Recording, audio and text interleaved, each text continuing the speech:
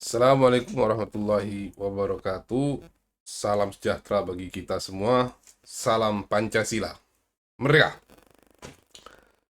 Alhamdulillah, kemarin kita udah melihat deklarasi dari calon wakil presiden eh, PDI Perjuangan, calon wakil presiden dari Bapak Ganjar Pranowo.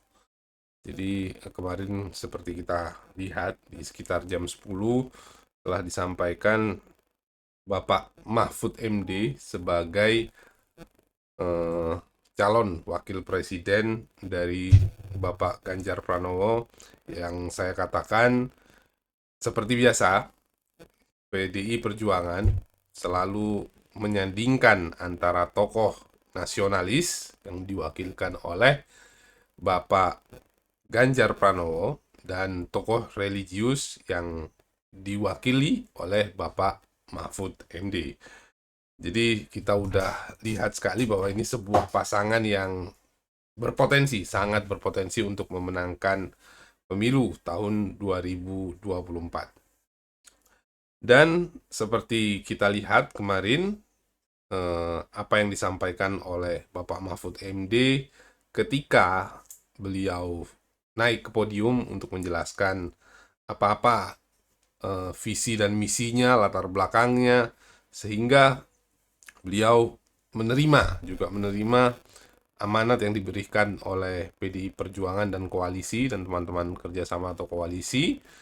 Beliau menjelaskan salah satunya adalah terkait dengan apa itu demokrasi dan apa itu nomokrasi.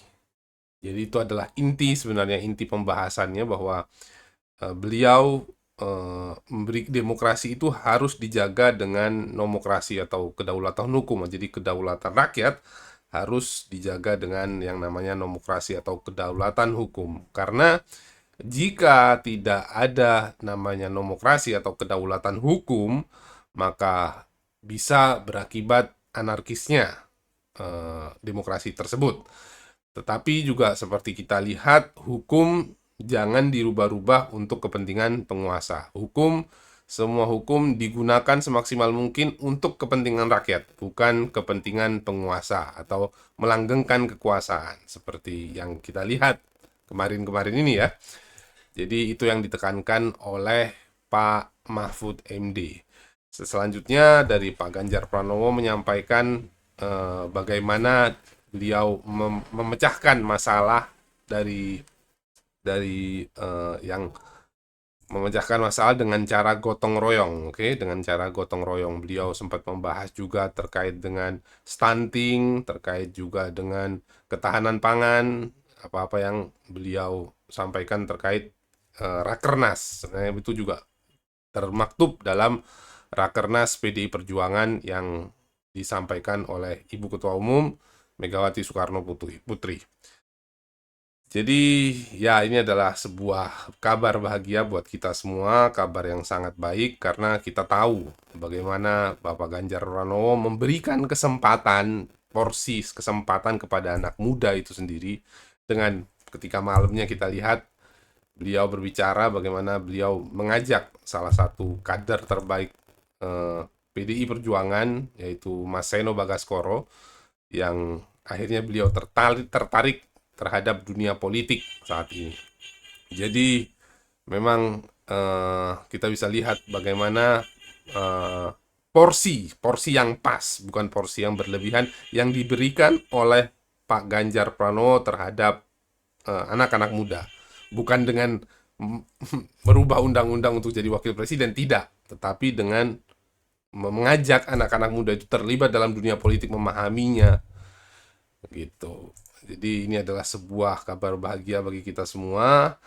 Saya juga merasa bahwa dengan ditempatkannya Pak Mahfud MD di posisi wakil presiden akan berdampak kepada menjaga keutuhan hukum itu sendiri. Untuk bidang korupsi kita udah tahu bagaimana Bapak Ganjar Pranowo tidak ada namanya tedeng aling-aling untuk menyikat orang-orang yang korup. seperti yang pernah dilakukan oleh Bapak Ganjar Pranowo di Solo. Sedangkan untuk Pak Mahfud MD, beliau adalah orang yang vokal. Ketika ada sesuatu yang tidak pas, beliau akan berbicara di depan umum. Beliau tidak ada namanya tereng aling-aling juga terkait hal-hal yang melawan hukum. Ada janggal, contohnya kasus pencucian uang yang 300 triliun itu, 300 triliun ya kalau nggak salah, 300 triliun, seperti itu. Jadi ini adalah sesuatu yang sangat-sangat menggembirakan buat kita semua. Dan ya, saya juga ingin menyampaikan nanti kita akan adakan sebuah acara untuk teman-teman anak-anak muda di Surabaya dengan Zillennial Festivalnya. Akan diadakan pada hari Sabtu minggu depan, next week. Dua minggu lagi kalau nggak salah. Ya, 2 minggu lagi. Di tanggal 4 ya, tanggal 4 Oktober, 4 November. Semoga teman-teman bisa hadir semuanya untuk meramaikan acara tersebut. Oke, mungkin itu saja dari saya yang pendek ini, tidak perlu panjang-panjang. Kita doakan semoga pasangan ini lolos pada kontestasi pemilu tahun 2024. Terima kasih banyak. Assalamualaikum warahmatullahi wabarakatuh. Merdeka!